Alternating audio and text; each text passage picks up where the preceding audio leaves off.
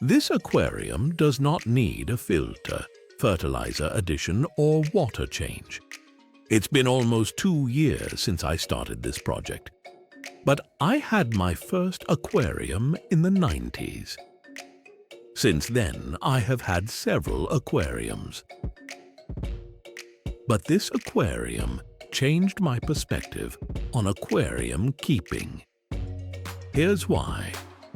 First of all, it's cheap because you don't have to buy filters, carbon dioxide cylinders, controllers, pH probes, fertilizers, and expensive substrate. Now that I have more money left in my pocket, I have also discovered that an aquarium of this type is even easier to maintain. The plants do not have a fast growth rate, but they grow healthily. That is why I sometimes have to trim them.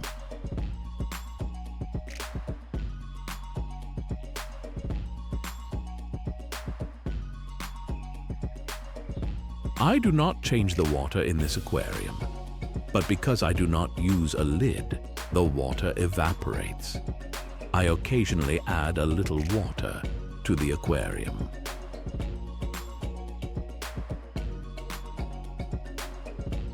But this is not just an aquarium. This is an ecosystem. A typical aquarium is intentionally designed from the start to not be able to survive without that expensive equipment. We talked about that in this video. But an ecosystem like this doesn't need to be supported by equipment to stay alive. Another interesting thing that I discovered was the gas that forms in the substrate.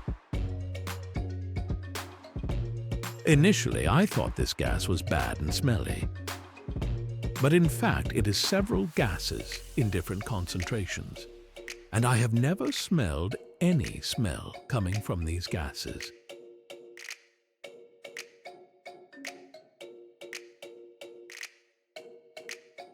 I stopped doing water tests. At first, I was testing the water and some values were unusual.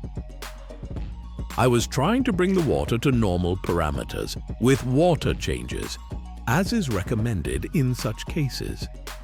However, because the water parameters always return to the same values, and because the fish felt good, I stopped doing water tests. The algae did not bypass this ecosystem either. I learned to get rid of algae without the help of chemicals. I was helped by fish, shrimp, and snails for removing algae. But later I learned that the main cause of algae formation was not overfeeding, but light. I changed the intensity, duration, and spectrum of light. But until I buy a different lighting source, I didn't get rid of algae. With a new LED lamp, algae are at a minimum level. And because I talked about the methods by which I escaped algae, in search of the best solutions, I discovered this snail. Is not known but is a good algae eater. I was surprised to discover that pink lady snail eats both the algae on the plants, but also other debris gathered between aquarium glass and substrate. It was not easy for me to choose fish species for this ecosystem. But somehow I chose this ecosystem to be the house for 3 species of fish, in total 25 fish.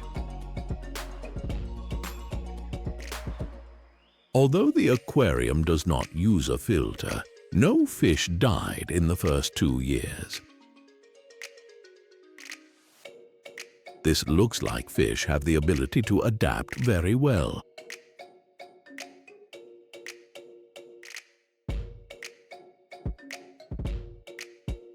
The fish species in this ecosystem were bought from a specialty store.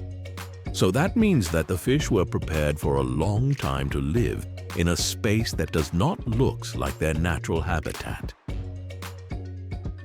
Probably the survival rate of the fish would have been different if the fish were collected directly from their natural environment.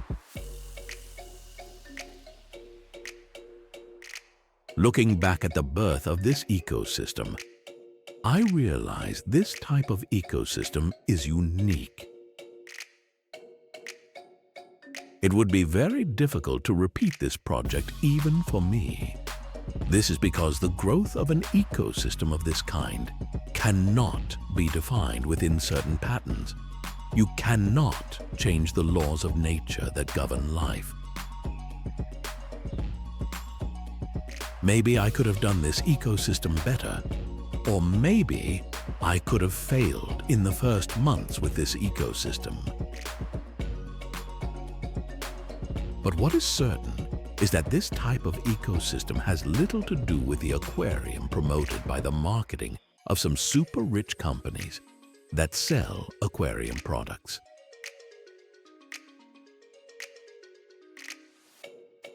This type of ecosystem is constantly maturing. What I saw last month in this ecosystem, I can no longer see now, and I certainly cannot predict what will happen next month with the ecosystem. For example, in plants, in the absence of fertilization, I noticed that they have a strange growth rate. 2 or 3 months, certain species of plants grow. Then they stop growing. But other species of plants that were previously in a state of rest begin to grow. This ecosystem aquarium is not a sterile environment. That is why not just the fish will live in here.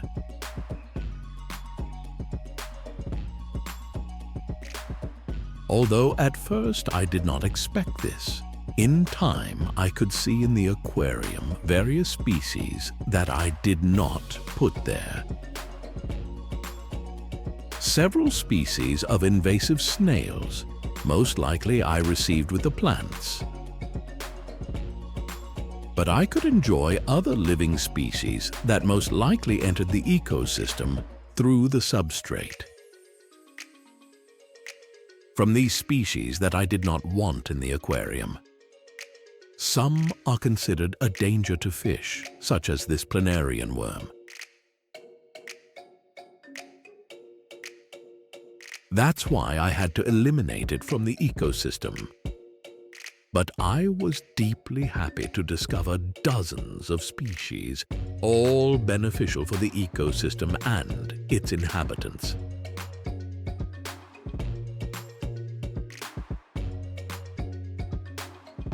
Unfortunately, these little living things, although they are beneficial for the health of an aquarium, are not often seen in a normal aquarium. Either they die because of the fertilizers used, or they never reach the aquariums, because usually the most widespread substrates that you can buy are the sterile ones. The story continues. I left you these videos where you can see more